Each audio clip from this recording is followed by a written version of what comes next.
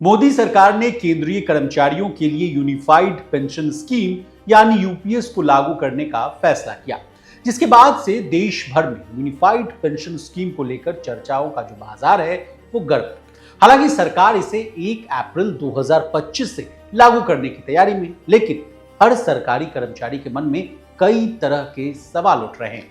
एक सवाल यह है कि हजारों कर्मचारी जो पहले से नेशनल पेंशन स्कीम यानी एनपीएस के तहत अपना कंट्रीब्यूशन दे रहे हैं, उनको यूपीएस का फायदा मिलेगा या वो इससे वंचित रह जाएंगे।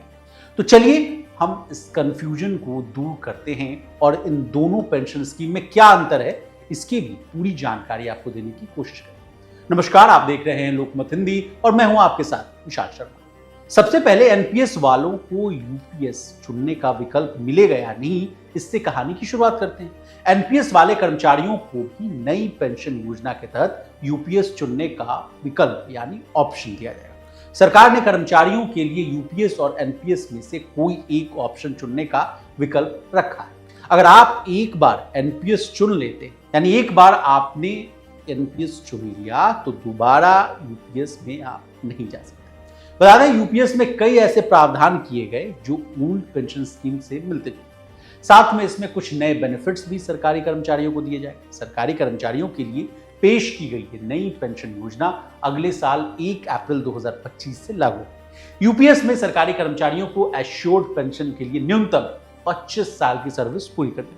ऐसे में अगर रिटायरमेंट की उम्र अगर 60 साल है तो आपको सरकारी नौकरी में 35 साल की उम्र तक शामिल होना ही होगा, नहीं तो आपकी पेंशन मिनिमम पेंशन के हिसाब से एडजस्ट की जाएगी। यूपीएस के तहत अब केंद्रीय कर्मचारियों को एक निश्चित पेंशन दिया जाएगा जो लास्ट 12 महीने की एवरेज बेसिक सैलरी का 50% होगा। वहीं अगर कर्मचारी की मौत हो जाती है तो परिवार को भी एक निश्चित पेंशन दिया जाएगा जो कर्मचारी को मिलने वाली पेंशन का 60% है। इसके अलावा मिनिमम एश्योर्ड पेंशन भी दिया जाएगा, जिसका मतलब ये है कि जो लोग 10 साल तक नौकरी करते हैं उन्हें कम से कम 10,000 रुपए की पेंशन दी जाए। इसके अलावा यूनिफाइड पेंशन स्कीम के तहत इंडेक्सेशन को भी जोड़ा गया। इसका आसान भाषा में अगर मतलब जो है कि महंगाई के हिसाब से रिटायर्ड कर्मचारियों की पेंशन बढ़ती रहे। ये बढ़ोतरी जो है टियरनेस अलाउंस के तौर पर पेंशन में जुड़ी है, यानी जिसको कि आप डीए के नाम से समझते हैं। ये all India consumer price index for industrial workers यानी AICPIW के आधार पर कैलकुलेट होगा। वहीं रिटायरमेंट पर एक मुश्त रकम भी दी जाएगी। इसका कैलकुलेशन कर्मचारियों के हर 6 महीने की सेवा पर मूल वेतन और महंगाई भत्ते के 10वें हिस्से के तौर पर किया जाएगा। ये ग्रेचुटी से अलग राशि होगी, ये आपको विशेष जानकारी में आपको दूंगा। अब जाते जाते क्या है यूपीएस यानी यूनिफाइड पेंशन स्कीम और एनपीएस में अंतर, ये भी आसान भाषा में समझिए। यूपीएस का लाभ सिर्फ सरकारी कर्मचारियों के लिए होगा, जिसके तहत 23 लाख कर्मचारियों को लाभ मिलेगा। वहीं एनपीएस के तहत 2 अकाउंट होते हैं, एक टियर 1 और दूसरा टियर 2, जिसे कोई भी खोल सकता है और निवेश कर सकता है।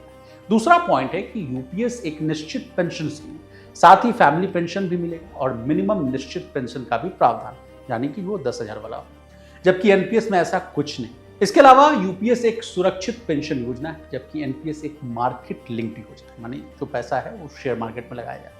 और तो और एनपीएस में वेतन के 10% यानी बेसिक प्लस डीए की कटौती होती है। वहीं यूपीएस में यही अमाउंट कटेगा, लेकिन सरकार की तरफ से 18.5% का योगदान किया जाएगा। अब हमने आपको सारी बातें बता दी। आपको हमारी ये रिपोर्ट कैसी लगी प्लीज कमेंट करके बताइए। इसी तरह देश और दुनिया बिजनेस से जुड़ी तमाम ताजा तरीन खबरों के लिए बने रहिए हमारे साथ और देखते रहिए लोकमत।